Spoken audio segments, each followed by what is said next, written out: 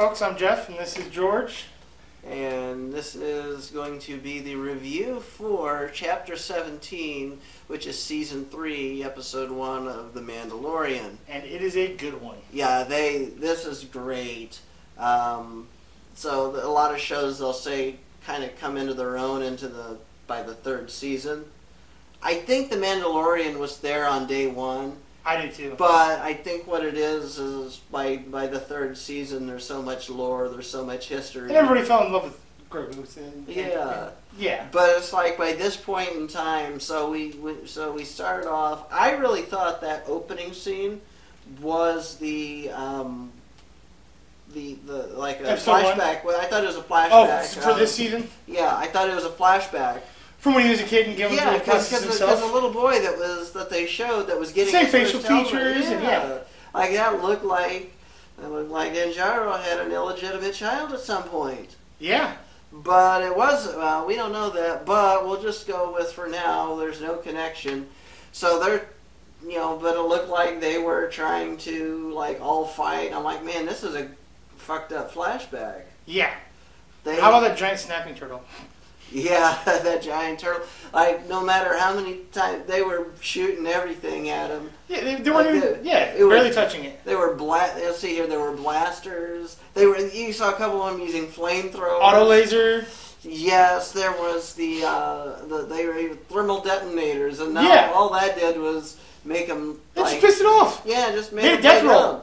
Yeah, just lay down for a minute, and then all of a sudden it was pissed off and fought even harder until Mando came in and his Naboo starfighter, and I mean, when you have a ship that's meant to blow up other ships, I'd hope it do some sort of damage to the giant turtle. Yeah, like that turtle didn't stand a chance. I'm pretty sure they just took a CGI rendered picture of an actual snapping turtle and just put it in there. It's so that looked so much like a snapping turtle. But anyway, not one that I'd ever want to meet. So the other thing too is he wasn't welcome there. It was he's an outsider. Yeah, he's an outsider because he admitted to taking his helmet off, and so but he went and talked to the head lady there. Yeah, do we know her name? No, she has a title. Maybe there was a name somewhere along the way. I don't remember either. But she's she's the armor. Yeah, she's the one that makes all the Beskar armor pieces. Yeah, she's like... I'll look it up later. Actually, yeah, I don't... And then the awesome little shoulder-fired missiles. The little pin missiles. Yeah. The whistling birds. Yeah, that. Yeah, those were cool. But yeah, so either way, so he shows up because he's wanting to get back into being a Mandalorian again. Yeah. And so... Their codex breeds of way to... So he was looking at the Creed, and he's like, so the only way to do that is to go into the mines, waters. Yeah. Under these sacred waters that are in the mines, under Mandalore. Well, we know that the Imperials bombed at the smithereens, crystallized... planetary bombing. Yeah, crystallized the planet, and supposedly it's all toxic now. And that's something that Mando is wanting to prove wrong, because he finds a piece of crystal that was from that came from the planet, that somebody had came there and he bought it from them, and it proved that, well, if somebody can go here and collect this, then maybe somebody can survive on it. Yeah, then maybe it's not poisoned like everybody is saying. But I mean, even so, I would assume that they have biosuits that are capable of standing on a planet's surface. See, that's what I'm thinking too. It is Star Wars, but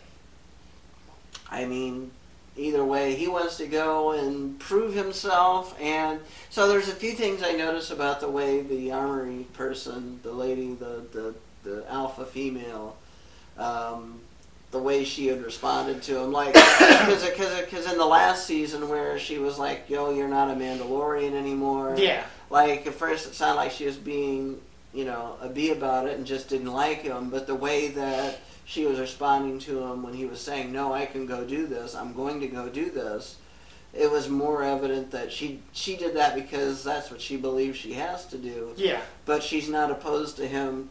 Yeah, I don't think she has any issue with him as a Mandalorian and their code of ethics, code of honor, and the way he carried himself, with the exception of him taking his helmet off. Yeah. Which to them is like a cardinal sin. Yeah. And this isn't even like the, but as far as official Mandalorian. This group is called the Children of the Watch. Yeah. And so they're just some weird ass group. They're like the Seventh-day Advent or the Apostolics or the. I think they're more like the Pentecostals of the Star Wars universe. You think so? Yeah. I don't know. Pentecostals aren't that strict. Oh, you haven't been to the Pentecostal churches I grew up in.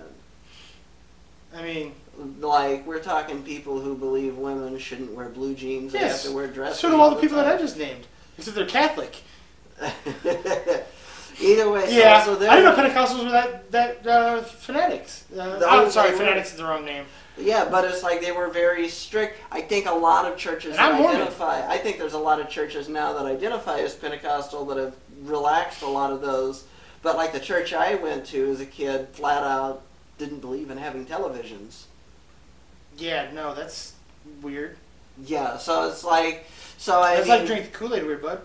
Yeah, so that's kind of how it is with like these people saying you can't take your mask off. It's literally just as fucking weird because if you take a look at Bo-Katan with her group, they take their masks off. Like, it's not a big deal. And isn't she from a royal family? Yeah, and she's from a royal family. So she's literally like, if it wasn't for the fact that she's not the one who has the Darksaber, she would have been the one in charge. But Mando's got the Darksaber. Mando's the one that can make things happen. They'll see he's got it, and they'll do anything that he tells them. But because she doesn't have it, she couldn't. So why doesn't he just whip out the Darksaber on the armor lady? And be like, no, I make the rules. Because the Children of the Watch don't follow don't follow that tradition. Like, they're conflicting traditions. So it's like two sects. It's like yeah, it's like Catholics versus Protestants. One gives a crap about the Pope, the other, whatever, just another old man. Well, see, I'm Irish, so we just kill each other. That's true. But I wonder if that's not how the Mandalorians are, if you think about it. Possibly, yeah. They might be the space Irish. Yeah, well, no, the Irish aren't going to wear a helmet forever. No. Yeah. No, but they'll kill whatever they feel like if they can justify it. Well, I mean, we don't even have to justify it. Pay us enough money. The Mandalorians are mercenaries. Pay them money, they'll kill. We didn't invent the car bomb, the tank, the submarine. What do you think the Mandalorians do in space? Whiskey, we also invented whiskey, and then didn't invent anything for 600 years. Yeah. But at any rate, yeah, so it's like, so we go back to, like, then he goes to Navarro, and, okay, that's cool. So Navarro is very different now. It was like... Yeah, there's a... Like, difference is night and day. Like, you didn't even... Like, I didn't even recognize that was Navarro. Navarro was all messed up before. Yeah, it looks like it's been totally rebuilt. And now, all of a sudden, this is a magnificent fucking city, a planet. We meet Greef Karga again. He's now the Grand... Magistrate? No, High Magistrate. Yeah, I think Poland World War II, mid-war, versus Poland now. Both still shitholes, but one's a shiny shithole. So yeah, so they meet up, and so Greef Karga is trying to get Mando to be a sheriff. Yeah. And because he's like, well, no, get a hold of Cara Dune. Well, Cara Dune doesn't want to do that. Whatever. Well, didn't they say she got recruited into the special forces? Yeah, she got recruited into the special forces instead. And so, like, after he realizes Mando's not going to join him because he's still got a mission to go do. They give him, Mando still gives him a hand with these pirates. Yeah. And so they end up killing a bunch of pirates, leaving one to live and, not for very long. Yeah. And so then after that, Mando goes on his way, and as he's leaving, so as the show is this episode is ending. Yeah, the pirates that he let live tries to. So there's a scene where the pirates are after him because this motherfucker just killed all his buddies. And yeah, and so that was, and then he jumps to light speed after the big ship shows up. Then they show up at another planet, and with the throne in Bo-Katan, right? That's where he jumps to, correct? Yes.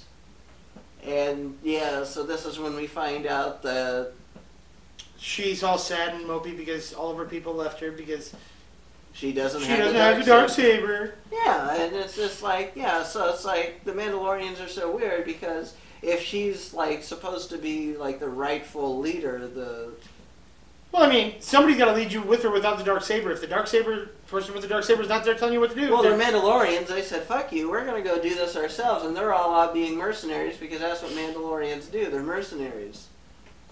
I mean, flat out, that's what they do. And it's but like, you would still think they'd want to retake their homeworld, as on some level. I think no, they've accepted that it's gone. They accepted it was gone. The only people that have any desire to try and retake it are Mando and Bo-Katan. Those are the only two that had any desire to retake it. But Bo-Katan's friends, that aren't really her friends, those are the ones that they've accepted it's gone, and they're willing to continue living in a post, Mandalorian. Yeah, see, I think I'm on Bo-Katan and Mandalorian's side. Yeah, if you take my home, I'm coming for you. Yeah. May not be today, may not be tomorrow, but watch your back. I'm coming. But yeah, so either way, so after that, I think that's when the episode ends. Is there anything left on their homeworld besides what they think possibly is left there? Well, what they think is left there is nothing. Nothing, yeah. They think it's a barren So rock. what is It's not capable of sustaining life. Everything's poisoned. So what is Boca Raton trying to retake it for? I don't know, but for whatever reason, Who's she retaking it from? there must be something left there. Because if the entire surface is turned into crystal and uninhabitable, shouldn't she just be able to go retake it herself?